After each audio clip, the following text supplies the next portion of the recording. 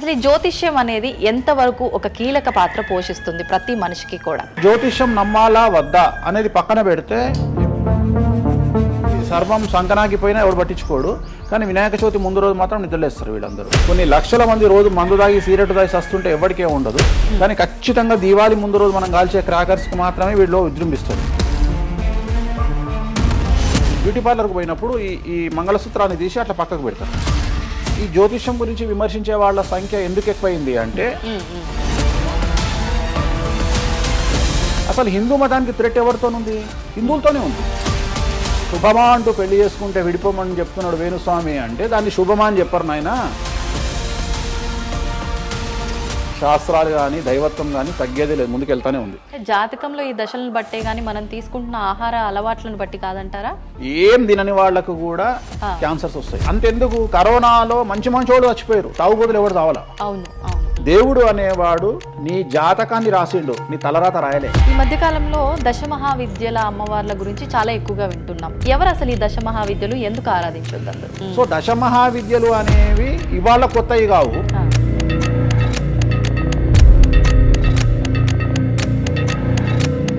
అరుణాచలం ఎవరికి తెలిసి బాలటి వరకు? ఎందుకు అరుణాచలానికి పొలవమంటే వెళ్ళిపోతున్నారు అంటే చాగంటి కోటేశ్వరరావు గారు చెప్పడం వల్ల నీకు అరుణాచలం తెలిసింది. మరి అరుణాచలం విషయంలో ఇదే డిస్కషన్ ఎందుకు వస్తలేదు?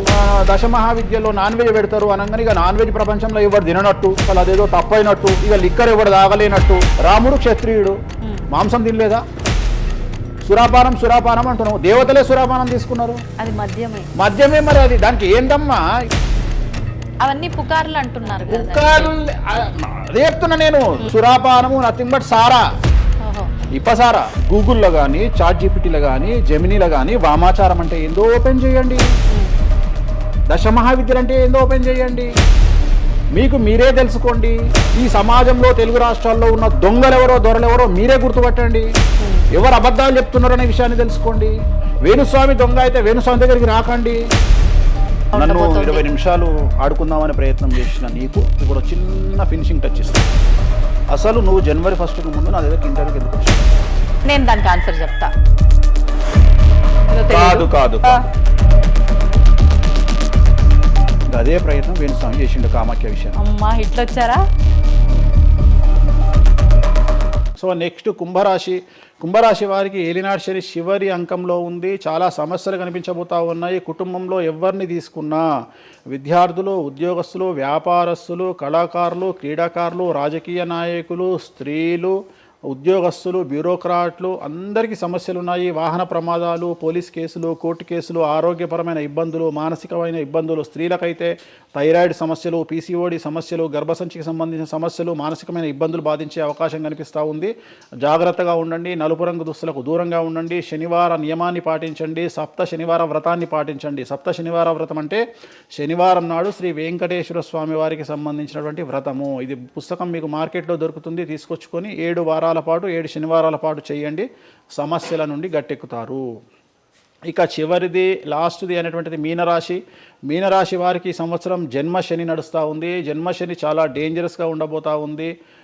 ఏ రంగంలో ఉండే వారికైనా ఈ సంవత్సరం సమస్యలు తప్పవు. ఆర్థికంగా, సామాజికంగా, న్యాయపరంగా, ఆరోగ్యపరంగా, వాహన ప్రమాదాలు అవ్వచ్చు, ఆర్థికపరమైన నష్టాలు అవ్వచ్చు, పోలీస్ కేసులు అవ్వచ్చు, ఇంట్లో తల్లిదండ్రులు ఒకళ్లకు ప్రాణగండాలు అవ్వచ్చు, భార్యాభర్తల మధ్యన గొడవలు అవ్వచ్చు. మరీ ముఖ్యంగా ఈ సంవత్సరం మీనరాశి జాతకులు ఉండేటువంటి ఇళ్లలో మగవాళ్లకు సంపాదన లేకుండా ఖాళీగా ఉండడం వల్ల ఆడవాళ్లు మాత్రమే సంపాదించి, ఆడవాళ్ల ఉద్యోగంతో డబ్బులు సంపాదించి, ఆడవాళ్ల అంటే భార్యల మీదనో, ఆడవాళ్ల కూతుళ్ళ మీదనో, తల్లి మీదనో బ్రతికేటువంటి పరిస్థితి మగవాళ్లకు ఉండే అవకాశం ఉంది. కాబట్టి ఈగోలను చంపుకోండి.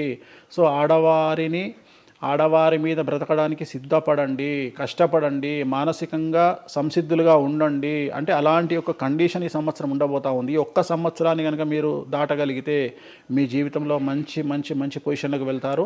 సో నలుపు రంగు దుస్తులకు దూరంగా ఉండండి. రాత్రిపూట ప్రయాణాలు చేయకండి. వాహన ప్రమాదాలు జరిగే అవకాశం కనిపిస్తూ ఉంది. జన సమూహం ఉన్నటువంటి ప్రాంతాలకు వెళ్ళకండి.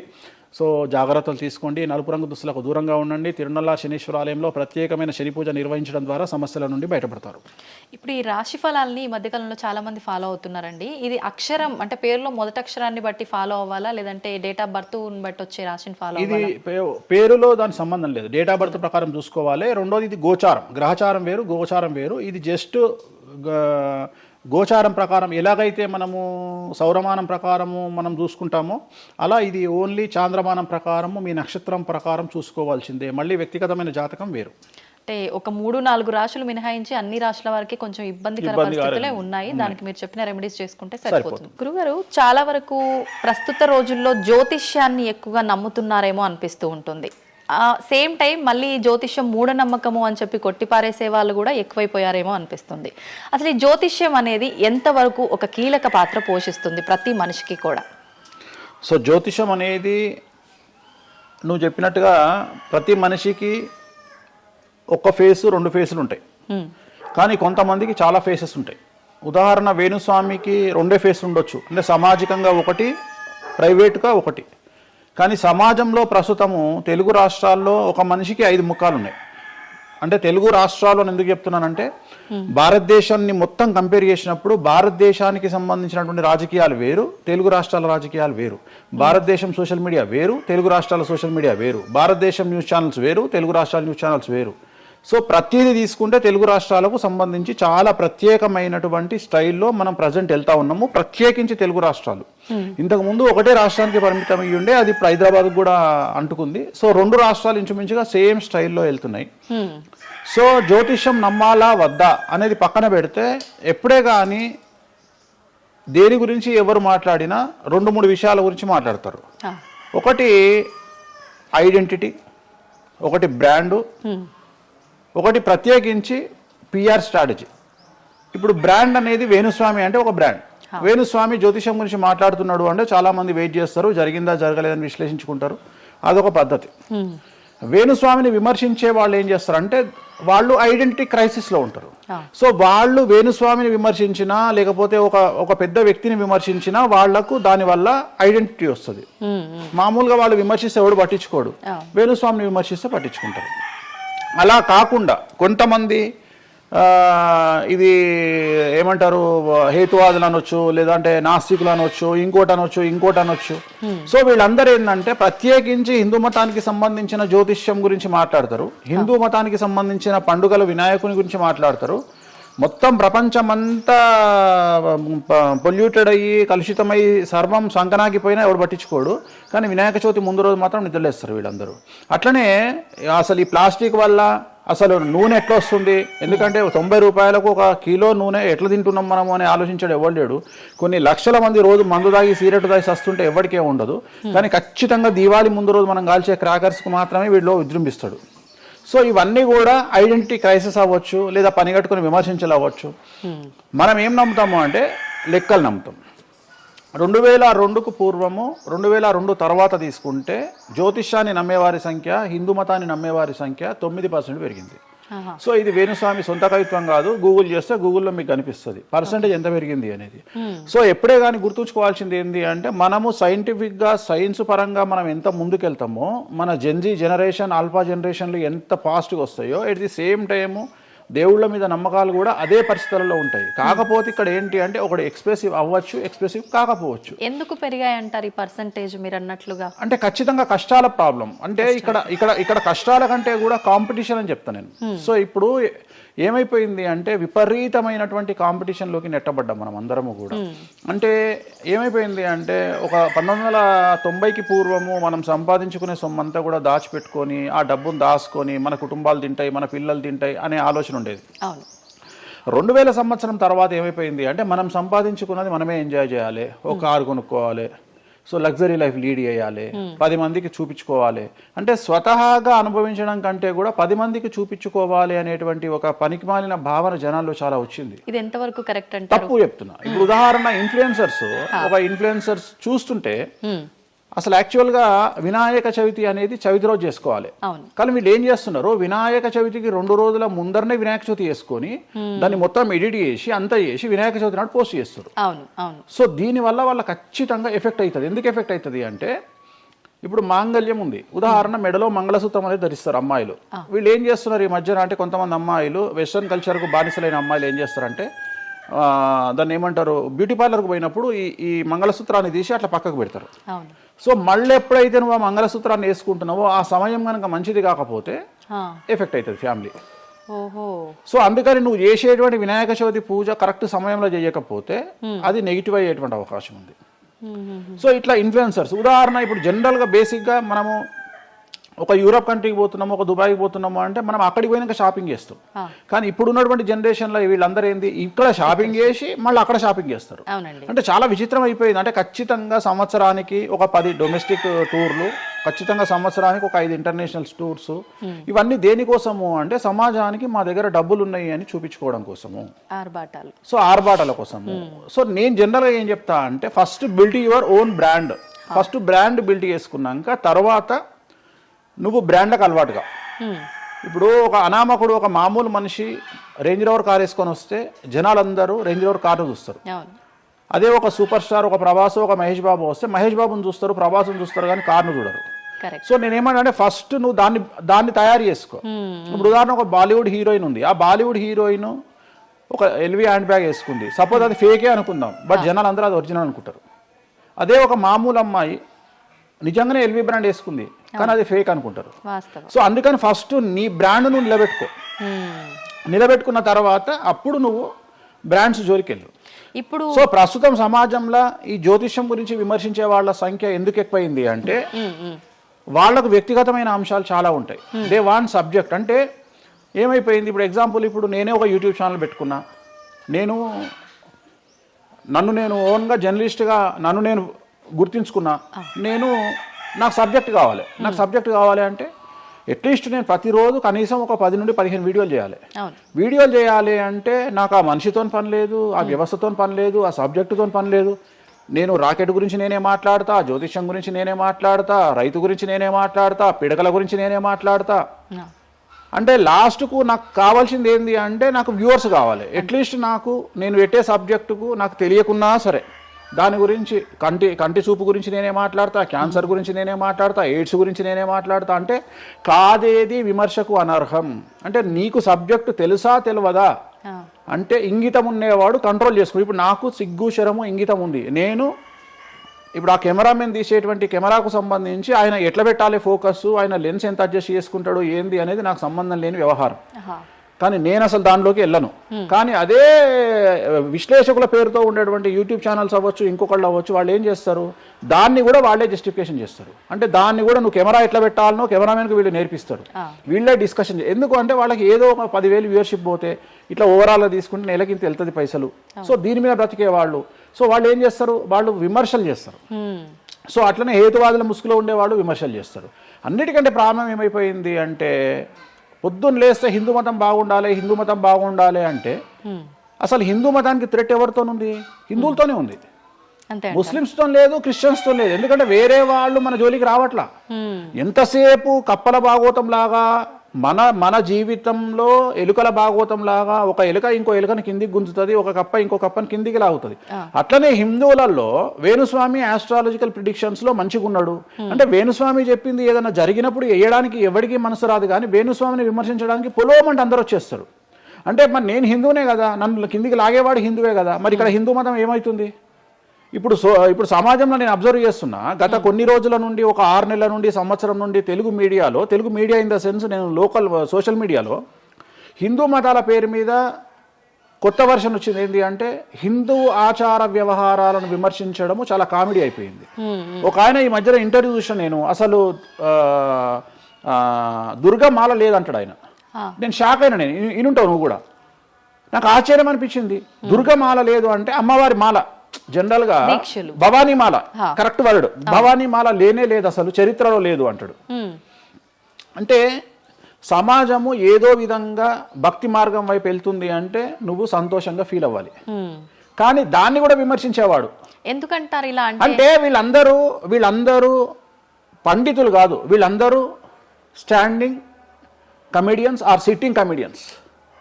ఒక ఆయన కూర్చొని మాటలు చెప్తాడు, వాళ్ళు నవ్వడం స్టార్ట్ కాగానే ఈయన మర్చిపోతాడు. ఇక ఈయన మర్చిపోయి అంటే ఆడవాళ్ళు నవ్వుతుంటారు, మగవాళ్ళు నవ్వుతుంటే ఈయన ఆనందానికి పరవశుడు అయ్యి ఇంకా వాళ్ళు నవ్వుతున్నారు కదా అని రెచ్చిపోయి ఇంకా గ్రహాలు లేవు, దేవుడు లేడు, ఏది ఒక బ్రాహ్మణుడు అయ్యుండి ఒక పండితుడు అయ్యుండి టోటల్ మన సబ్జెక్టుకు వ్యతిరేకంగా మాట్లాడుతూ ఉంటాడు.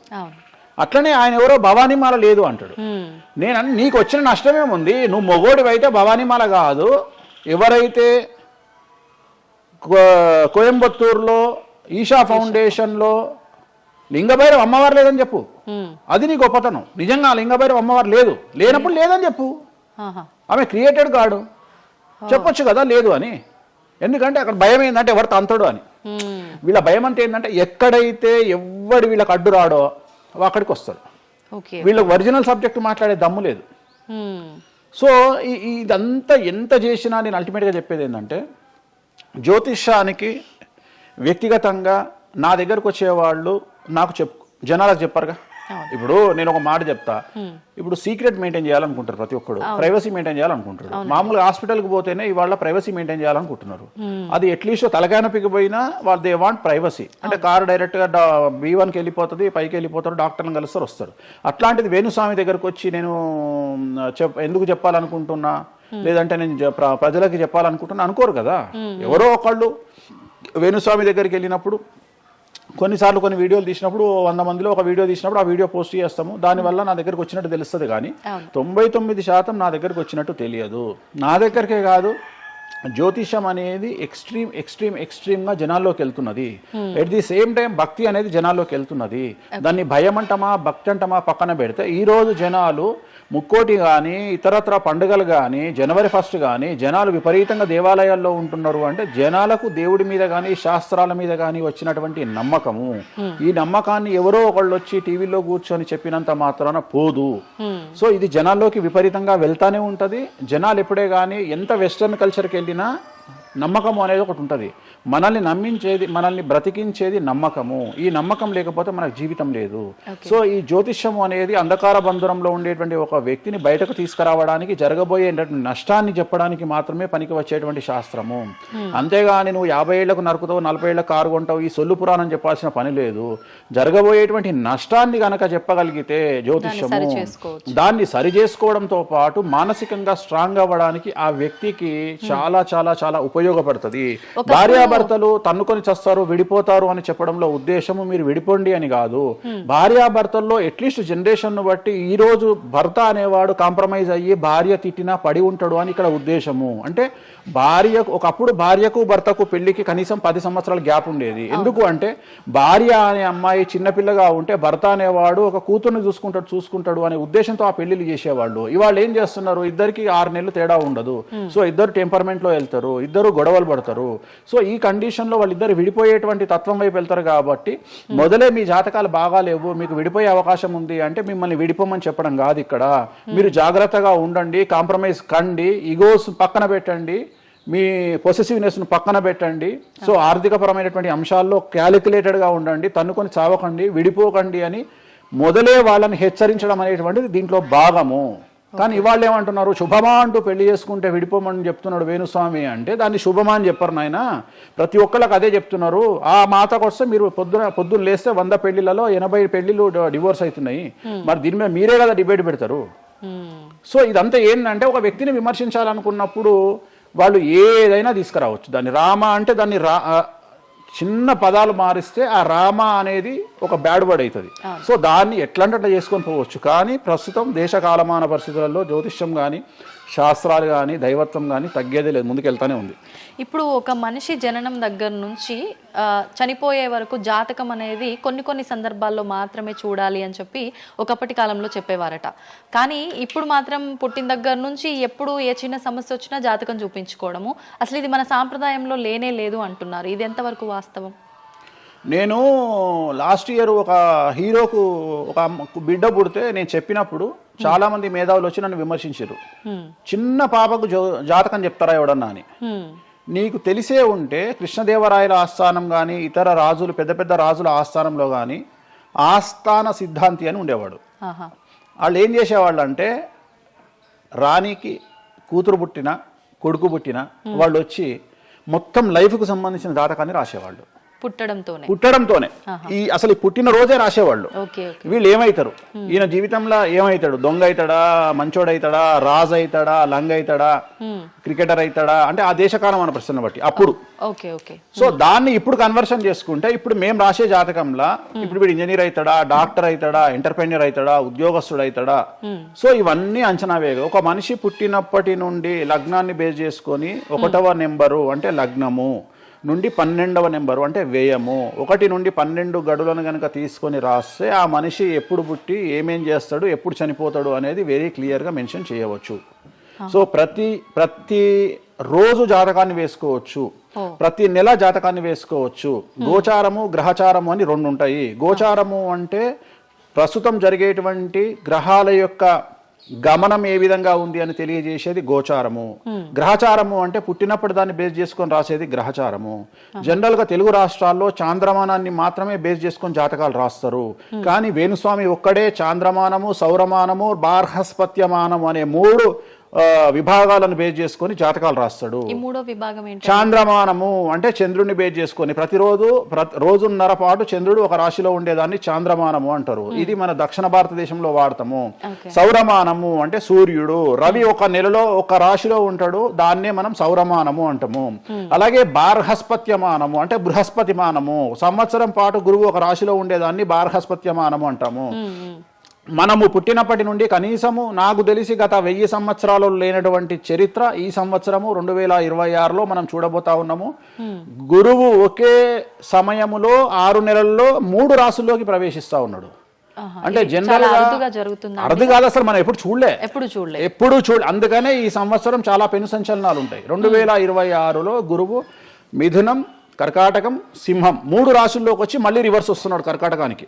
సో చాలా విచిత్రమైనటువంటి ఒక గమనాన్నిగా మనం చూడాల్సి వస్తుంది. ఇది చాలా పెను సంచలనాలకు అంటే సృష్టిలోనే ఒక విచిత్రమైనటువంటి అనుభూతిని మనం పొందబోతా ఉన్నాము, మంచి చెడులు పక్కన పెడితే. సో ఇలాంటి పరిస్థితి నుండి జాతకాలను విశ్లేషించడము ఇవన్నీ కూడా నడుస్తాయి. ఇప్పుడు కొన్నిసార్లు మనిషి కొన్ని సందర్భాల్లో ఇబ్బంది వచ్చినప్పుడు నా తలరా తింటే భగవంతుడు ఇంకా రాసేశాడు, నేనేం మార్చలేను అంటుంటారు. కొన్నిసార్లు భగవంతుడిని పక్కన పెట్టి తలరాతను పక్కన పెట్టి మనం గట్టిగా ఒకటి అనుకుంటే అయిపోతుంది అని అంటూ ఉంటారు. మీరు ముందుగానే ఒక శిశువు జననం అయినప్పుడే వాళ్ళ మొత్తం లైఫ్కి సంబంధించిన జాతకం ఇవ్వగలుగుతాము అన్నారు. మరి ఇప్పుడు మధ్యలో ఇప్పుడు చెప్తున్న వాళ్ళ విధానాలను బట్టి మనం అనుకుంటే అయిపోతుంది, ఏదైనా మనం ప్రయత్నం చేస్తే మారుతుంది, భగవంతుడు దాన్ని మార్చేస్తాడు కొన్ని ప్రయత్నాల వల్ల అంటారు. ఈ రెండిట్లో అసలు దేన్ని నమ్మాలంటారు? ఇప్పుడు భగవంతుడు రాసినాడు, మన జాతకము మారదు, మన తలరాత మారదు అని అనుకుంటే అలాంటి వాళ్ళందరినీ మనం చేయాల్సింది ఏంటంటే వాళ్ళకి ఎవరికైనా హార్ట్ అటాక్ రాగానే వాళ్ళని అట్లనే బెడ్ మీద కూర్చోబెట్టి ఎదురుగా ఫోటో పెట్టి దేవుని మొక్కమని చెప్పాలి. హాస్పిటల్కి ఎవరిని పంపించొద్దు. ఎందుకంటే తలరాత కదా, భగవంతుడు రాసేసిండు కదా. మరి ఎందుకు అనవసరంగా అంబులెన్స్కి ఫోన్ చేయడము, హాస్పిటల్కి వెళ్ళడం ఎందుకు? పని కదా.